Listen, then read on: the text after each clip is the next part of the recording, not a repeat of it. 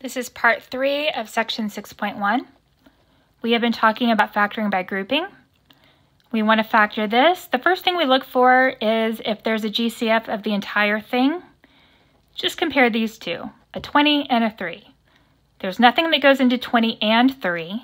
This one doesn't have any variables, so there's no GCF for the entire problem.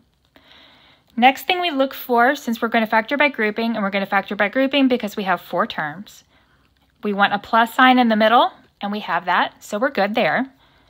Now we group our first 2, and then our second 2, and we factor out a GCF. From these 2, I can factor out a 5.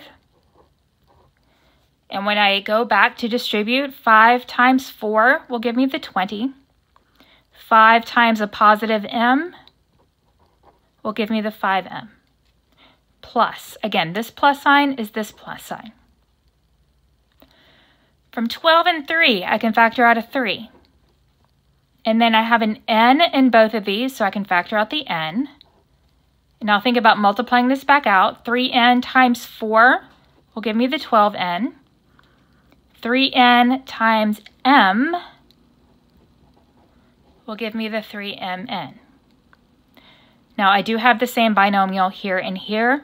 You can think of it as factoring that out, or you can think of it as writing it down once, and then making a set of parentheses out of what you have left, which will be 5 plus 3n.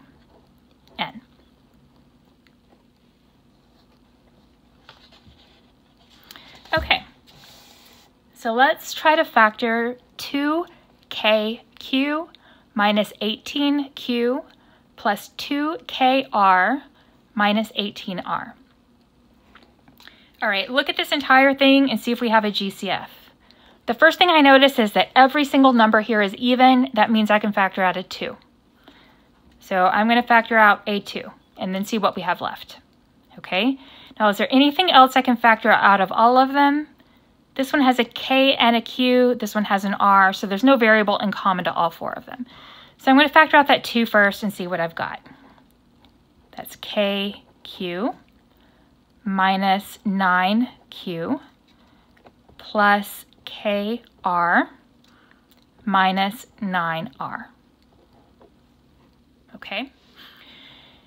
Now, so I factored out a 2. Now what that means to me is that if I'm following that factor tree, even if I cannot do anything else, I factor out that GCF, and I go through this whole thing. Even if I can't do anything else, my answer is not going to be prime because I was able to do something. Okay? I'm going to keep pointing that out because it's something that people forget a lot. Okay? Now this 2 is going to be part of my answer, but I don't really have to think about it anymore. Some teachers call it a traveler. We can't lose it, but we don't have to think about it. So I'm going to keep going, and I'm going to have that 2 there, and then, just not worry about it too much anymore. All right, so I factored out the GCF. Now I need to see if this polynomial with 4 terms will factor further. Since it has 4 terms, I'm thinking maybe it's factoring by grouping. So I check to see that I have a plus sign in the middle, and I do. Okay, so what can I factor out of these 2 if I group these together? And then I'm going to group these 2 together. From here, I have a q in both of them, so I can factor out a q. And that leaves k minus 9 plus. Both of these have an r, so I factor out that r, and I have k minus 9. Okay, now I still have this 2. Here I have a k minus 9 in both of them, so you can think of it as factoring that out, or you can think of it as writing it down once, and then you make a set of parentheses out of what you have left, which is a q and an r. So this is q plus r. This would have worked if you had not factored out the 2 first. What you would have ended up with was either a 2k minus 18 or a 2q plus 2r, depending on the choices you made. Either which way, you should recognize that you weren't factored completely because you could factor a 2 out of one of the 2 pieces. Okay, so let's look at 2a to the third. plus a squared minus 14a minus 7. First thing I look for is a GCF. This one has a 1, that's a 7, so obviously no number. This one doesn't have a variable, so no variable. So no GCF for the whole thing. Okay. Now, what can I do? I need a plus sign in the middle, and I don't have one. One option is to rewrite this as 2a cubed plus a squared plus negative 14a minus 7. You know that plus and negative is the same thing. And then once you've done that, you can group them like this and like this. Okay, that's option 1. The other option is that sometimes you can rearrange the whole problem so that you have a plus sign in the middle. So for example, if I switch the order of these two, which I'm allowed to do because it's addition and subtraction, what I would get is 2a cubed minus 14a plus a squared minus 7. Okay, I like this option when I can. Sometimes it's not going to work out nicely for us. So you can't get locked in and say, okay, this is going to work every time, because you might not have something that can work that way. If this is a positive and then everything else is a minus sign, there's not going to be an easy way to rearrange things. So you do have to remember this trick. Okay, but this one we could rearrange. So now I have my plus sign in the middle. I'm going to group these two together and then these two together. Okay, for my first grouping, these are both even, so I can factor out a 2, and they both have an a in it, so I can factor out a 2a. That leaves me with a squared minus 7 plus. Now here's something that's critical. Here I have a squared minus 7. If all I gave you was a squared minus 7 and I asked you to factor out the GCF, you wouldn't be able to do that because the GCF is 1.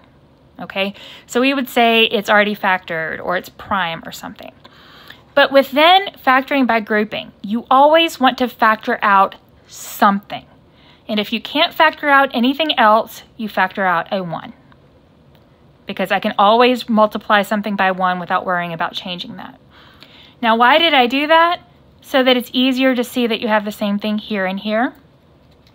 So you'd write that down once. And then you make a set of parentheses out of what you have left, which is 2a plus 1. Once you get really, really comfortable with this, you wouldn't need to write down the 1. But it must be there, because if it's not, when you go to multiply it back together, you're not going to end up with what you have right here. Okay? So I suggest for a good long while, until you get 100% comfortable with this, you factor out that 1 so you can remember to write it down here. Now we should always check to see if we can factor any further, particularly when you still have an exponent on a variable. Now we haven't talked about going any further than this, and in fact nothing else here factors. But if this were a different number, there's the possibility it could factor further. So you need to always be aware of that. Okay, so let's look at this last one. I have a minus sign in the middle.